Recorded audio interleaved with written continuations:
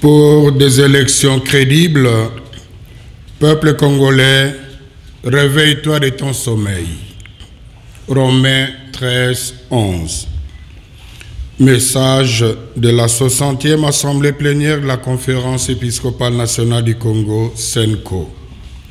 Préambule.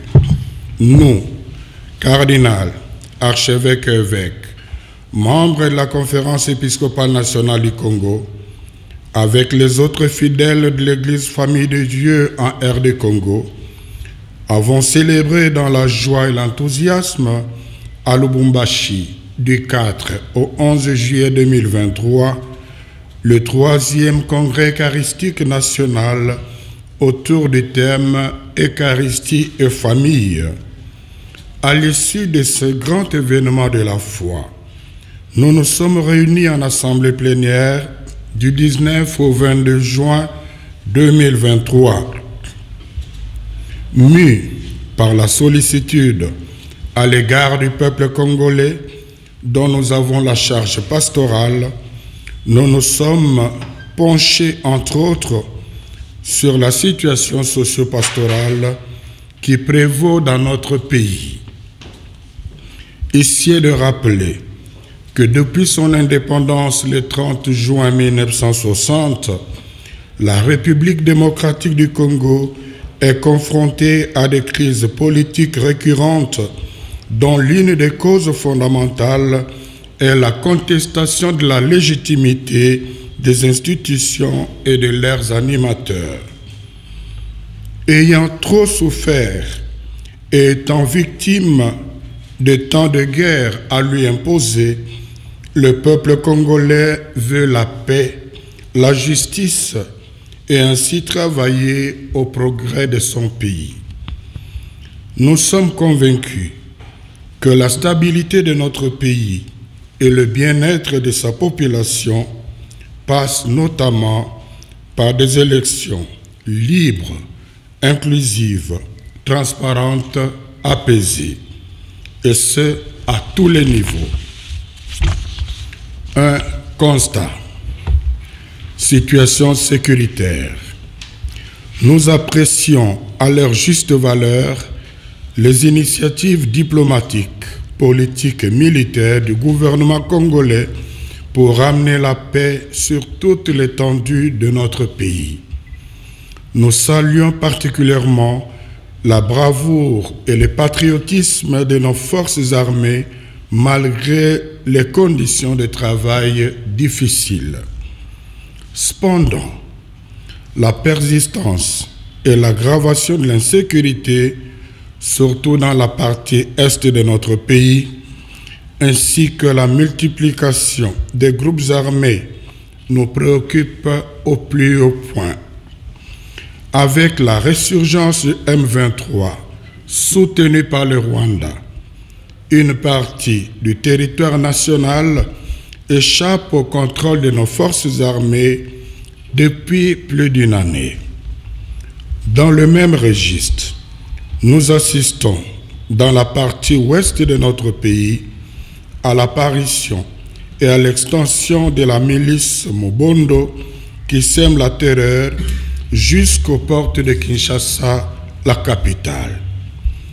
À cela s'ajoute, en milieux urbains, l'activisme de la brigade spéciale de l'UDPS, Force du Progrès, BESU, opérant comme une milice visiblement entretenue qui collabore parfois avec la police pour traquer les adversaires politiques et d'autres paisibles citoyens portant un regard critique sur la gouvernance actuelle du pays. Fort malheureusement, nos recommandations relatives à la reconsidération de l'état de siège, la réduction du train de vie des institutions pour donner plus de moyens à nos forces armées et au renforcement de la cohésion nationale n'ont pas été prises en compte. 2. Le processus électoral. À propos du processus électoral, la SENCO reconnaît les efforts du gouvernement et de la Commission électorale nationale indépendante CENI, tant dans la publication du calendrier électoral que dans la constitution du fichier électoral, dans les délais plus brefs que les cycles électoraux passés. Toutefois, ces avancées ne suffisent pas pour l'organisation des élections réellement crédibles, étant donné les inquiétudes suivantes.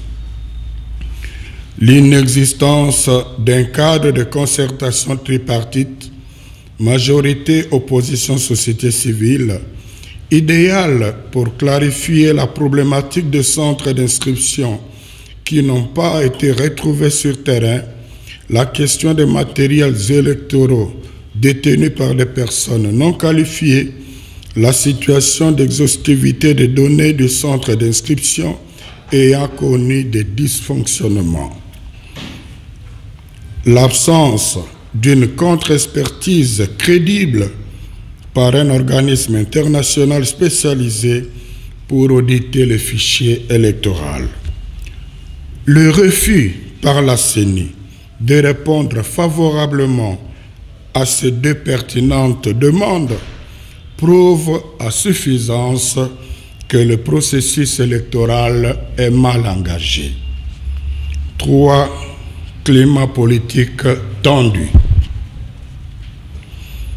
Les premiers gestes du président de la République en 2019 étaient porteurs d'espoir pour un état de droit, notamment l'ouverture de l'espace politique et médiatique, la libération des prisonniers politiques et le retour au pays des exilés. Malheureusement, nous observons aujourd'hui un recul déplorable caractérisé par la répression violente des manifestations de l'opposition, la restriction de la liberté de mouvement des opposants, des tentatives de projets de loi discriminatoires, l'instrumentalisation de la justice et les arrestations arbitraires. L'intolérance politique s'observe aussi dans la sphère des fanatiques violents qui s'attaquent au grand jour, aux adversaires politiques et à ceux qu'ils accusent d'être proches d'eux. En témoignent les actes de violation et d'intimidation contre nous, évêques membres de la SENCO, lors de notre visite pastorale à Kasumbalesa, le dimanche 18 juin 2023. Nous condamnons toutes ces pratiques inacceptables et rappelons que nous tenons aux élections inclusives. À ces propos, le peuple n'acceptera pas un empêchement purement politique de qui que ce soit de se présenter comme candidat aux élections. Il faut lui laisser la liberté de faire le choix de ses dirigeants conformément à la Constitution. Grand 2, recommandations au peuple congolais. Les élections nous donnent le pouvoir de renouveler la confiance aux animateurs des institutions qui ont bien servi le pays, mais aussi de sanctionner tous ceux qui ont mal géré en servant leurs propres intérêts. Face aux nouveaux candidats, privilégions les critères objectifs de compétences et de probité morale. Prenons donc conscience de notre responsabilité en tant que souverain primaire en disant non aux opportunistes qui changent de camp à la recherche des intérêts personnels. Non à ceux qui prennent comme suppléants les membres de leur famille. Non à ceux qui postulent à tous les niveaux. Non aux tribalistes et aux népotistes. Non à l'achat de conscience.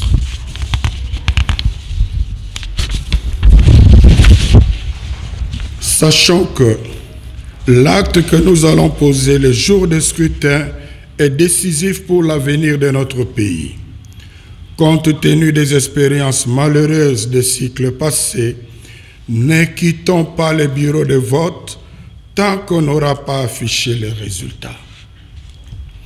Avec l'affichage des résultats au niveau des bureaux de vote, nous aurons déjà une idée claire des gagnants. La CENI n'aura d'autre choix que de les confirmer. Au cas contraire, ce serait une haute trahison et n'attendons pas une autre instance pour nous remettre dans nos droits. Nous avons le pouvoir constitutionnel, confère article 64, nous permettant d'imposer pacifiquement la vérité des urnes. À ce niveau, la contribution de la Conférence épiscopale nationale du Congo SENCO est d'accompagner ce processus avec une mission d'observation conjointe avec l'Église du Christ au Congo, l'ECC. Bien entendu, cet accompagnement n'aura de sens que si la CENI donnait un minimum de garantie de transparence. Autrement, nous n'allons pas nous aligner. Au gouvernement, nous demandons de garantir la sécurité des personnes et de leurs biens, de protéger les frontières nationales, de veiller au respect des droits et libertés de toutes les parties prenantes engagées au processus électoral conformément aux textes légaux. À la CENI, de garantir la transparence des opérations de vote et de dépouillement par le respect des dispositions légales concernant la cartographie des centres et bureaux de vote, l'accréditation des observateurs électoraux, des témoins des partis politiques et des journalistes, la publication des listes électorales définitives, la publication des résultats provisoires des scrutins par bureau de vote.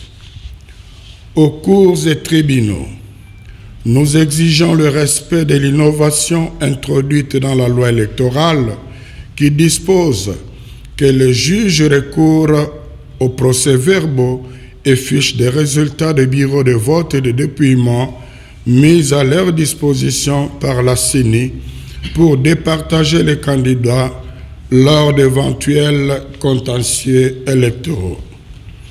Aux partis et regroupements politiques, il incombe de préparer correctement leurs témoins, de les déployer dans le bureau de vote et de dépouillement afin de ne pas se présenter aux contentieux électoraux avec des résultats sans soubassement.